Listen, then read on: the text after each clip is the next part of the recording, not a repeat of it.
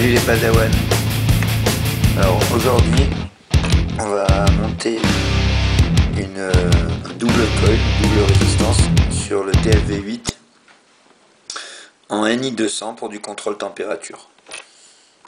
Voilà, donc le matériel, il faut le TFV8 bien sûr, une petite pince coupante, une pince plate pour tenir le fil,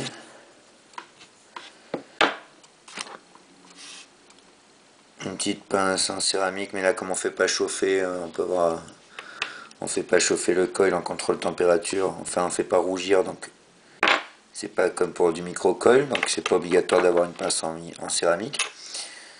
Donc du NI200, là c'est du NI200 de chez Youd, du coton japonais ou autre chose pour faire la mèche, il existe plusieurs sortes, et un ciseau pour couper les mèches. Là j'ai le petit outil pour faire les coils, pour rouler les résistances avec les diamètres, mais sinon on peut le faire autour d'un tournevis, d'une vis. Voilà, il y a plusieurs méthodes pour faire donc en contrôle température, faire des sbires espacés.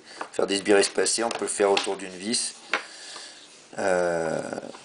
Là, comme je fais un double coil et qu'avec le nickel, on descend vite très bas, je dois faire pas mal de tours pour pas être trop bas.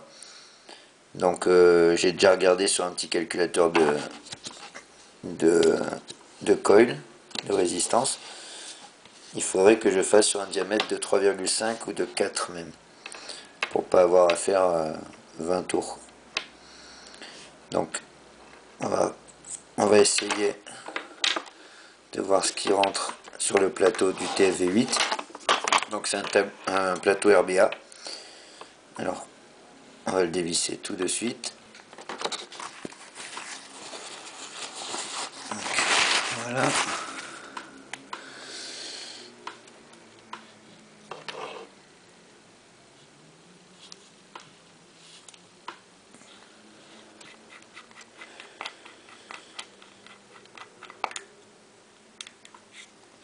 Voilà. Là j'avais oublié, ça apparaît facultatif pour regarder les ohms, et normalement c'est pour pouvoir faire chauffer aussi en micro-coil. Donc moi c'est le 521 tab de chez Jigvac. Il y a Colmeister qui en fait des bons aussi. Voilà, moi celui-là je le trouve joli, ça marche bien. Il y a une position pour faire chauffer en fire, et une position rider pour lire la résistance. Donc ça permet de visser son plateau dessus et de bien pouvoir le travailler avec plus de prise aussi. Donc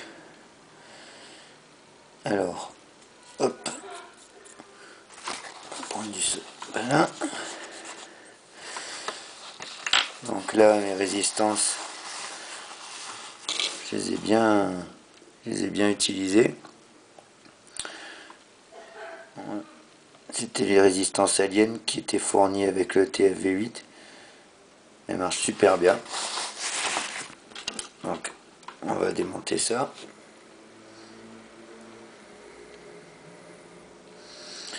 Donc la petite clé Allen qui est fournie avec le TFV8. Hop, on dévisse.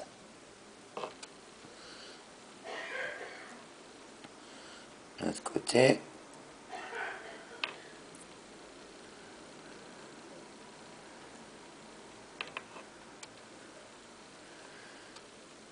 Voilà.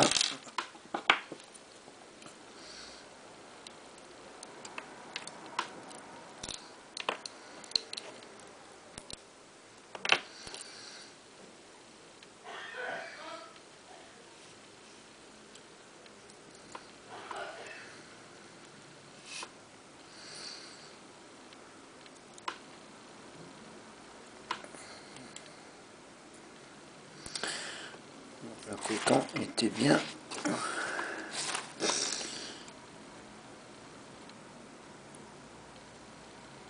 est bien entré dans les emplacements. Alors, à savoir que là, bon, je vais faire directement, je vais juste l'essuyer, je vais faire directement le nouveau montage en Ni200 dessus. Bon, ça fait pas, je m'en suis pas servi très longtemps, c'est pas très encrassé. Sinon, à savoir qu'on peut mettre un petit coup de nettoyage avant, nettoyer un peu son plateau avant de remettre un nouveau montage dessus. Voilà. Donc, on va mettre ça là-dedans. Voilà. Ok. Donc, on va regarder. Si je fais des sbires, donc le plateau du TV8, il est quand même assez large. C'est un plateau Velocity. Bon, c'est assez large, mais il faut quand même pas que ça aille toucher la cloche une fois que c'est monté. Donc 4, ça me paraît quand même gros. On va essayer en 3,5. Voilà. Alors.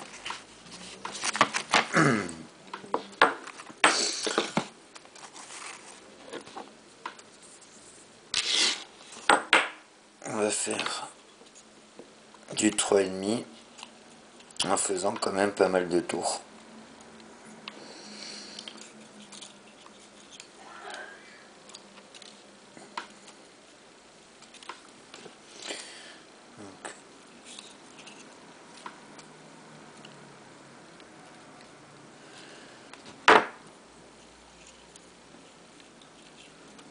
Hop.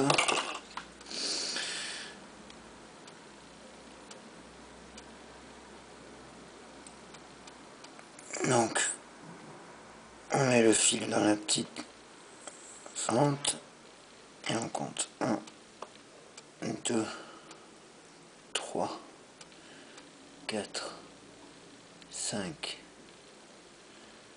6, 7, 8, 9, 10, 11, 12, et on va même mettre 13. 13. Voilà. Alors là, je sais pas si on voit bien.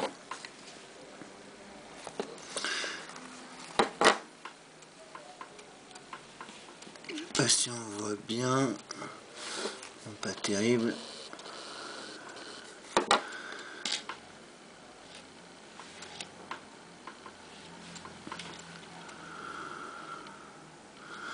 Non, il ne pas zoomer. La mise au point, c'est toujours dur. Donc là, les sbires, ce qu'on fait, c'est que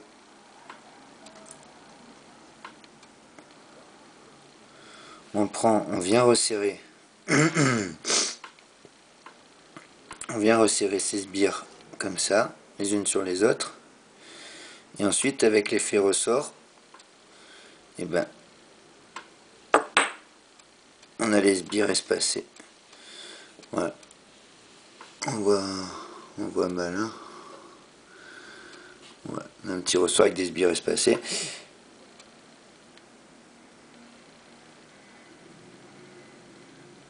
Donc là, j'ai pris du 32 gauge. Donc c'est du 0,20 mm, je crois. Donc c'est très fin. Parce que avec comme je disais tout à l'heure, avec le Ni200, on descend vite très bas. Que je veux pas avoir une résistance. Voilà, je vais essayer d'avoir 0,2, 0,25. Donc là en 32 gauge, j'ai testé sur mon calculateur qu'en faisant ce nombre de tours, j'arrivais à un bon coefficient de chauffe. Et j'ai arrivé à peu près à ce que je veux en double coil. À savoir que double coil, chaque coil, par exemple si on veut 0,25, chaque coil va faire 0,50. En double coil, on divise par 2. Voilà. Là, il y a un sbire qui n'est pas bien espacé. Ah oui, autre chose, il faut bien penser à se laver les mains. Voilà, ça évite de déposer des résidus avoir les mains bien propres quand on fait ces coils. Alors j'ai pas bien compté, on va recompter combien j'ai fait de tours. Normalement j'avais dit 13, mais 1, 2, pas évident de voir bien. 1, 2, 3, 4, 5, 6, 7, 10, 11, 12. Il y en a 12 sur. Donc on refait exactement pareil. Donc voilà, le deuxième coil est fait. On va venir monter ça sur le plateau du TFV8. Alors on va essayer un petit zoom. Est-ce que ça donne? Est-ce qu'on voit bien? Là, si on voit le fil.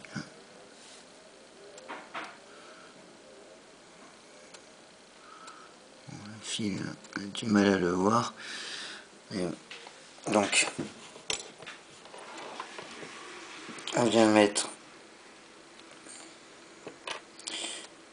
une patte dans le trou d'une des bornes en bas, l'autre patte du haut du côté de la sbire dans le trou du haut en face, dans le plot d'en face. On met bien au-dessus de l'airflow, hop, et on vient déjà revisser ça.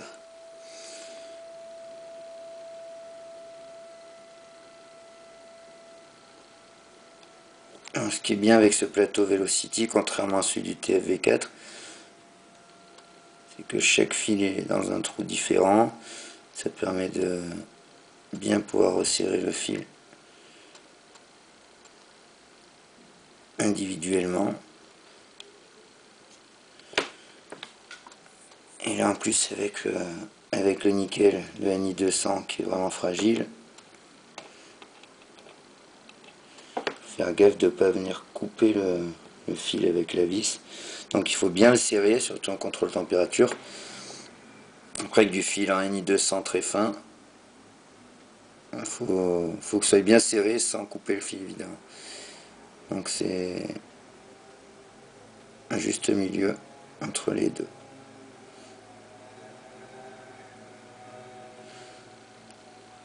Donc ça bloque. Ça a l'air pas mal.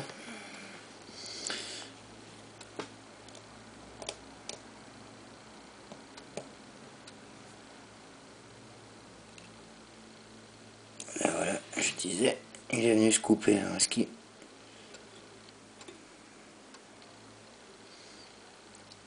s'est coupé après, qu'il tient quand même? Ouais, ça m'a l'air. Et là, en voulant regarder, j'ai déformé la sbire en bas. Voilà. Donc, après avec la petite pince, je viens remettre la sbire bien. Voilà.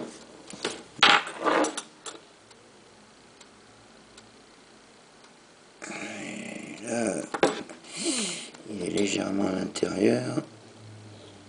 Je peux plus retirer de fil parce qu'il s'est cassé. J'ai encore essayé de jouer comme ça dessus quand même.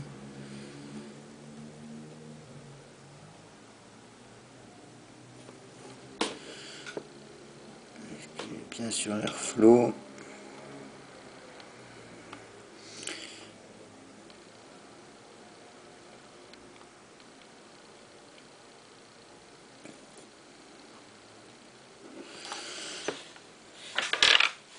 Ça a l'air d'aller.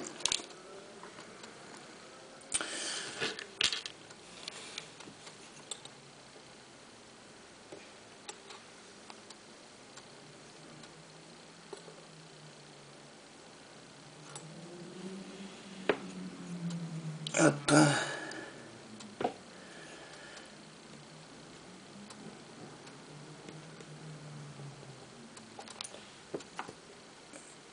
Évidemment.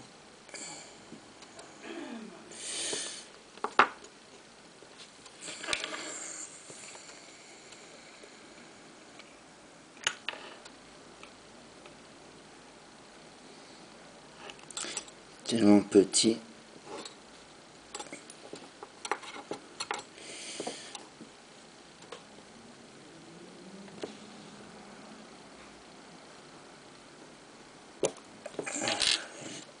Il se bloquer.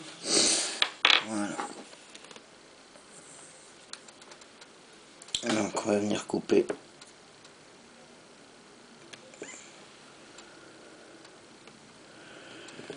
En fait, il n'est pas bien pris dans la vis, j'ai l'impression.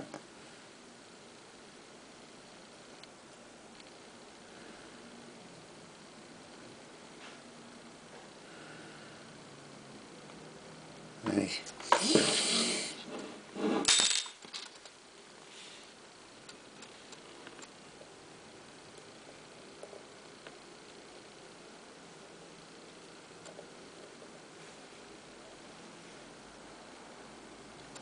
Là, c'est vraiment le problème de ces petits fils là. Et c'est un problème que j'ai remarqué sur le TV8. Sur les trous du Velocity, les trous sont gros et la vis est un peu plus petite que le trou. Ce qui fait que si le fil passe sous la vis, il y a un petit espace. Il se fait qu'au lieu de serrer dans le fil, le fil passe en dessous ou au-dessus. Et en fait, on vient pas le serrer complètement, il tient pas. Donc ça c'est un petit problème avec ce plateau. C'est un des seuls d'ailleurs que je vois. Alors là j'ai regardé que le fil soit bien en face de la vis, bien le serrer. Et là, ce coup-ci, il est serré. Donc on vient couper le surplus. Voilà. Et on vient installer le deuxième coil de l'autre côté de la même façon.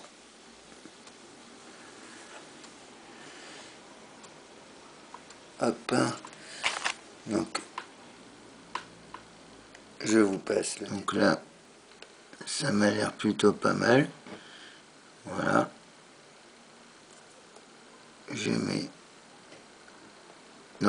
J'ai mes deux sbires qui sont bien au-dessus des airflow, qui n'ont pas l'air de toucher la cloche. Voilà. Donc, qu'est-ce qu'on va faire maintenant?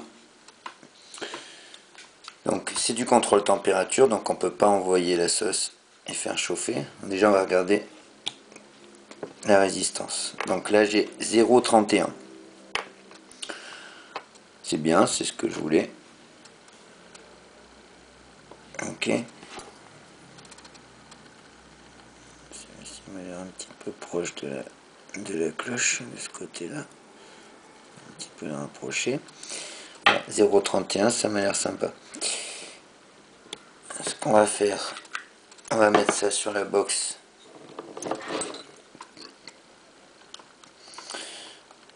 En mode contrôle température. Alors surtout, je rappelle que du NI200, surtout encore plus le titane et le SS316.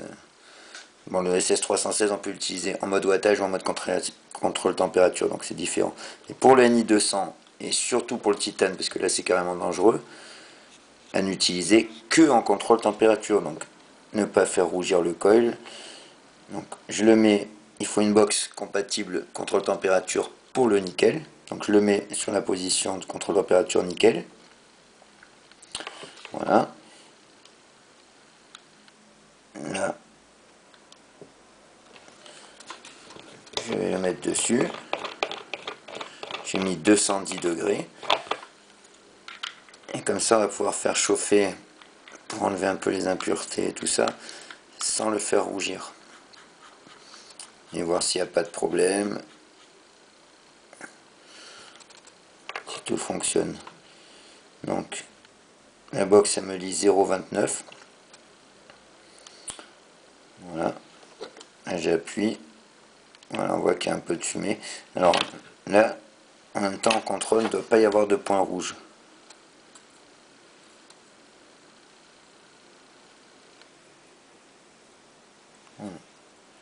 Contrôle température, ça ne doit pas chauffer et devenir rouge.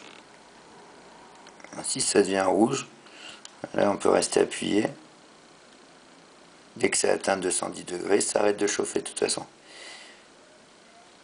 Voilà.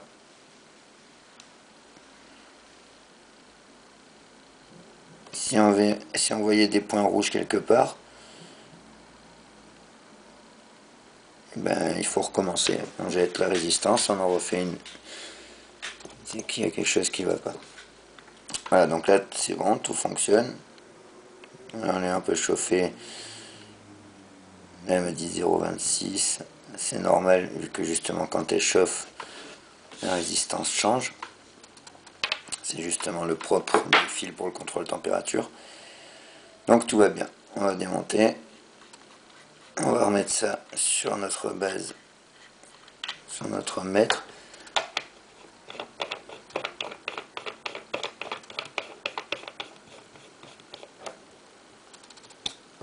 Voilà, il m'a dit 0,29, c'est ça. Et là, on va venir mettre le coton. Donc le coton. Alors là, c'est pareil, c'est assez délicat. Vu que justement les sbires sont tout petits. Et donc, en mettant le coton, il faut bien faire attention de pas déformer complètement le coil. Donc je vais faire, comme j'ai mis quand même 3,5 mm de diamètre, on va mettre une bande quand même assez large.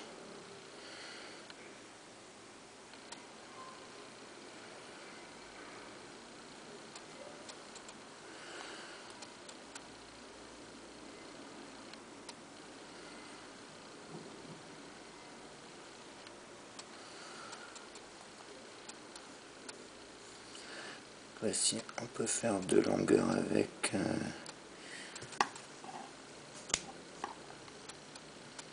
je crois pas, c'est pas grave, on va plutôt user du coton. Donc là, je sais pas, j'en ai peut-être encore un peu trop. On va encore un petit peu peut-être.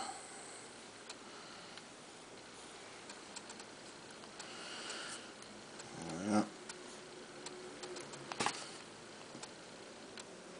Donc il faut que ça remplisse bien le coil, mais que ça ne passe pas en force pour que justement on ne déforme pas tout au moment où on l'introduit. Là, c'est un petit peu la difficulté quand on fait des petites sbires en NI 200. Alors, le mieux c'est de venir au moment où on met le coton. Là, ça va bien, on peut dézoomer et se mettre là. Voilà. Donc, hop, au moment où on met le coton, on va venir maintenir le col pour pas que ça se déforme. Donc on peut tenir la première sbire.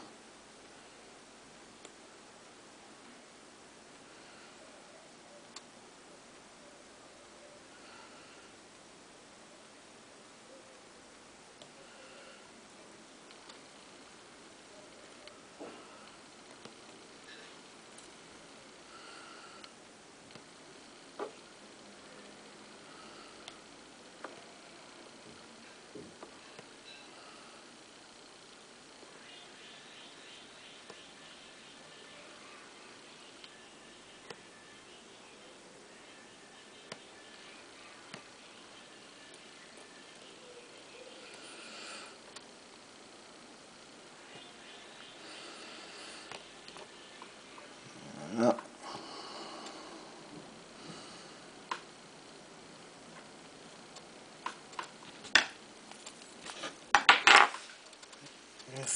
légèrement plus fin, parce que là j'ai eu du mal à le passer quand même. Alors la deuxième bande, on va la faire un petit peu plus fine.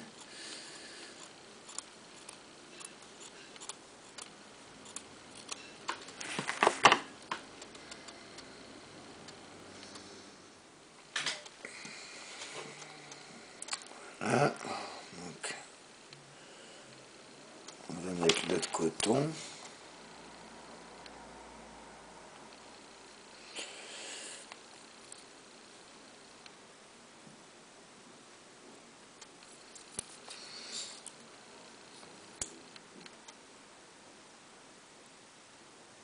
Toujours des petites impuretés, je préfère les enlever. Ok, on en veut encore un petit peu, parce que tout à l'heure j'ai eu du mal à la rentrer dedans.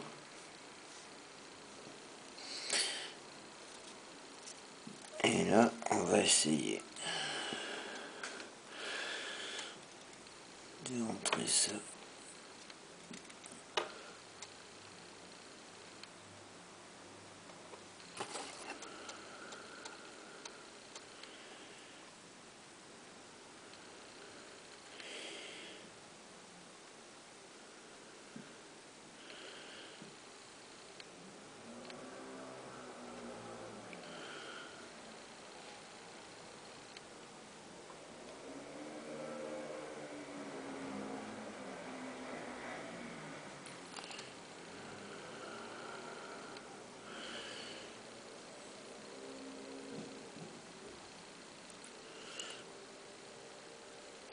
Ok.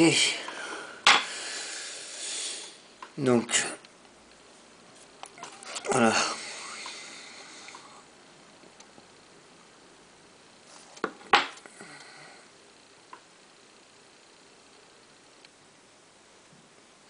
Maintenant, on va venir découper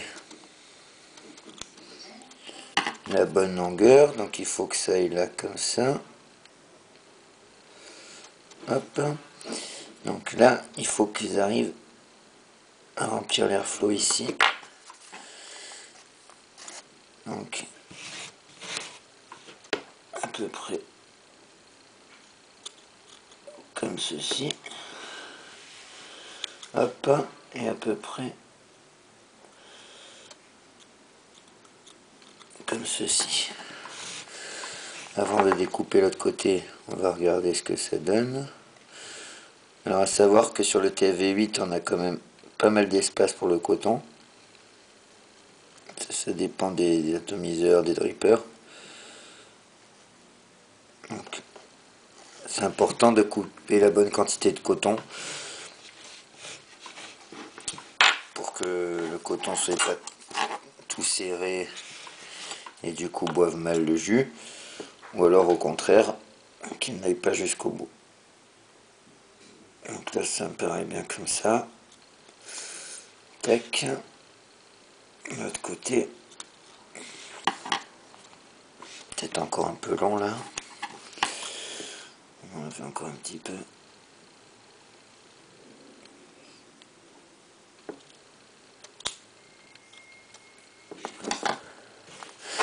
Voilà, ensuite on va venir l'aérer. Sur tout le côté, on avait un petit peu roulé en pointe pour pouvoir rentrer dans le coil. Voilà. Un petit peu. Et là, moi je mets le produit maintenant. Ça permet de bien voir ce que ça va donner. Donc là j'ai du milkshake fraise que je me suis fabriqué.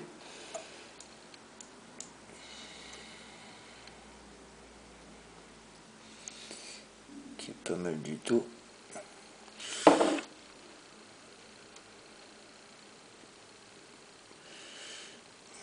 On va imbiber ensemble.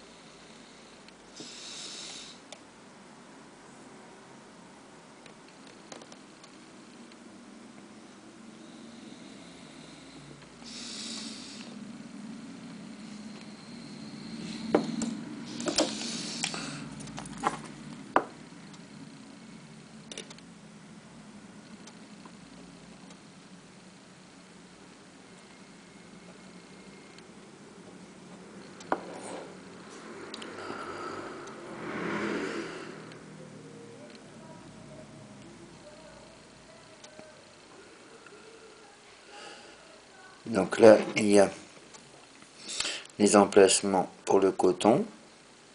Donc, avec la petite pince, avec n'importe quoi d'assez pointu, hop, on vient remplir l'emplacement avec sa mèche. Voilà. Voilà.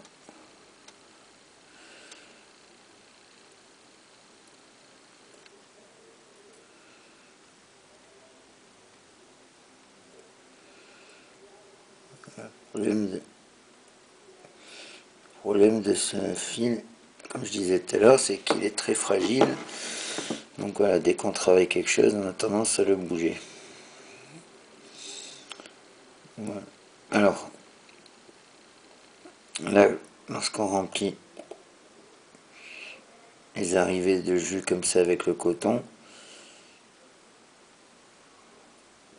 donc le but c'est que l'arrivée de jus là comme ceci soit bien remplie de coton pour pas qu'il y ait des fuites de jus, mais que le coton ne soit pas tassé, écrasé, pour pas que ça empêche le jus d'arriver assez vite. Donc il faut un juste milieu, il faut la bonne quantité de coton. Et là, avec la petite mèche à l'intérieur, on peut même venir un petit peu réunir les deux endroits, bien le remettre ensemble et bien le tirer au bord pour pas que ça fuit. Voilà, ça m'a l'air pas mal. Ok, l'autre côté. Hop, de la même manière.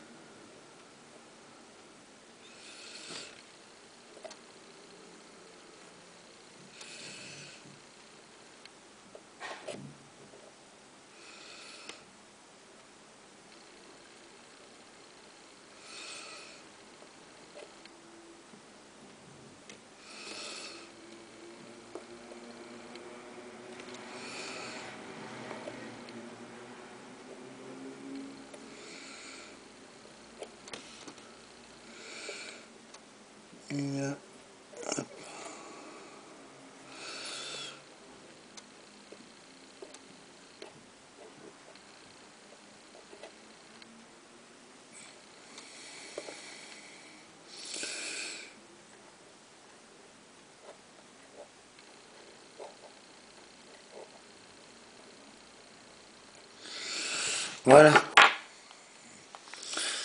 Un petit peu trouvé. C'est pas grave. Donc, on va rallumer s'il n'y a pas de faux contact. Non, la résistance indique toujours 0,29. Donc on va remettre le petit capuchon. On va voir si tout va bien. Coton.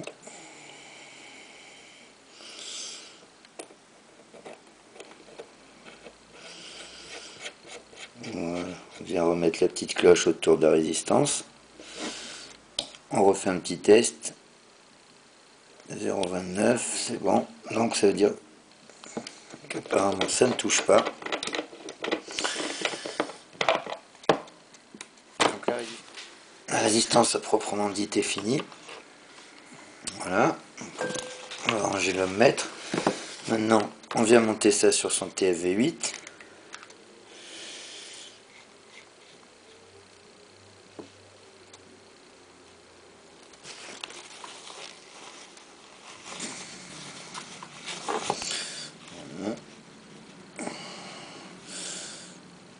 On peut se servir des rings pour venir bien serrer. Parce que là, avec le jus, ça a tendance un petit peu à glisser. Voilà. Hop. remplir de jus. Alors avant d'avoir vapé, ça sert à rien de remplir complètement son réservoir, on ne sait jamais que c'est une nouvelle résistance. S'il venait y avoir un problème, qu'on devait démonter ou la changer parce que quelque chose est venu toucher, faire faux contact pendant qu'on l'a monté, etc. Autant ne pas avoir le réservoir plein et être obligé de le vider, c'est dommage.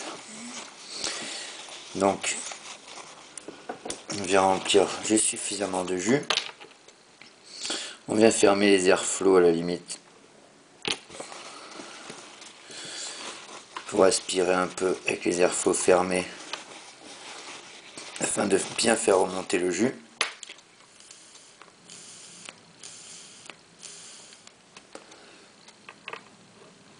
Alors même les airflows fermés, c'est pas complètement étanche, donc moi je mets la bague dessus, le ring, et là c'est étanche. Voilà, comme on avait bien imbibé les cotons, il n'y a pas besoin d'attendre 1 heure. On vient ouvrir l'airflow au maximum. On va remonter ça sur la box. Alors,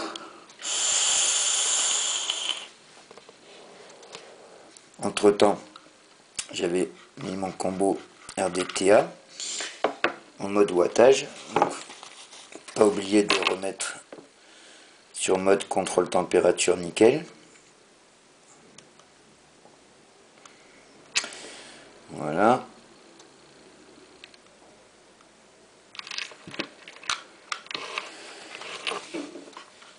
On vient se remonter le TFV8.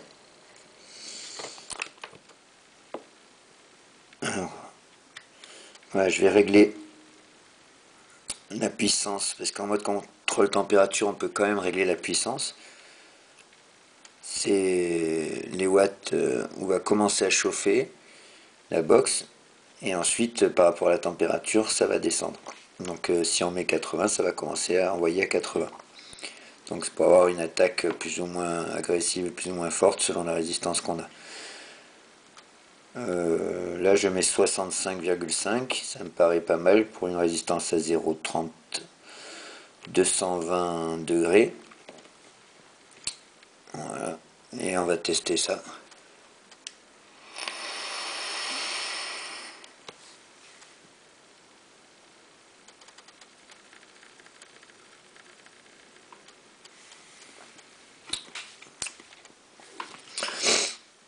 Ça rend bien les saveurs de mon milkshake fraise. Un beau nuage. Ouais, ben, ça m'a l'air pas mal.